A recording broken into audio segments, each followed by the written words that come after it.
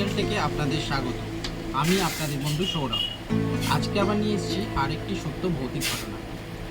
আমার ঘটনাগুলি অত্যন্তই সত্য ঘটনা, আমি সবসময় তুলে ধরার চেষ্টা করি আপনাদের সাথে।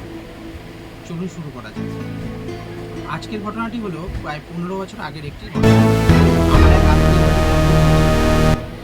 তো আমরা আত্মীয়ের বাড়িতে গিয়ে সেদিন রাত্রিটা সেখানে থেকেছিলাম। আমরা জানতাম না যে সেখানে এরকম ঘটনা ঘটবে আমার সাথে।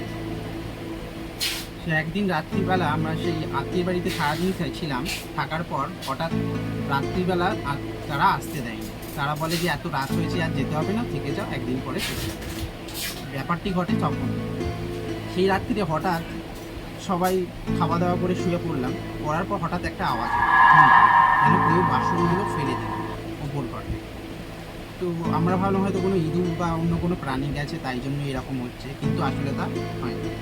তারপরে আরেকটি বিভৎস ঘটনা ঘটে। যখন আমি রাত্রে ঘুমিয়ে পড়ি তখন হঠাৎ করে আমার ঘুম ভেঙে যখন আমি তাকাই, দেখি যে আমার মাথার সামনে একজন দাঁড়িয়ে আছে, একটা কালো লম্বা ছায়া।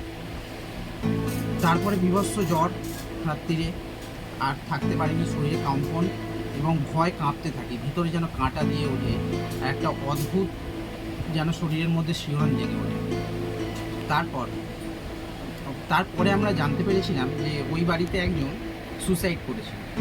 তো সুসাইড করার সেই ব্যক্তি সে রয়ে গিয়েছিল এবং সেই এই কাণ্ডটি করছিল, এবং তার জন্যই, এবং সেও আমার মাথার কাছে সেই ব্যক্তি এসেছিল, এবং সেটি সামনে হঠাৎ করে দেখার জন্য আমার শরীর সেই সময় খারাপ হয়ে গেছিলো। কারণ বলে না যে রাত হালকা হলে এরকম হয়ে যায়, সেই রকমই ব্যাপারই আমার সাথে ঘটেছিল।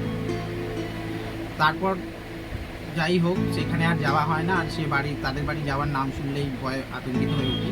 কিন্তু এরকম ঘটনাটি আমার সাথে ঘটেছিল বলেই আমি আপনাদের বলতে পারলাম। আজ এই পর্যন্তই। ভালো লাগলে লাইক এবং সাবস্ক্রাইব করে দেবেন।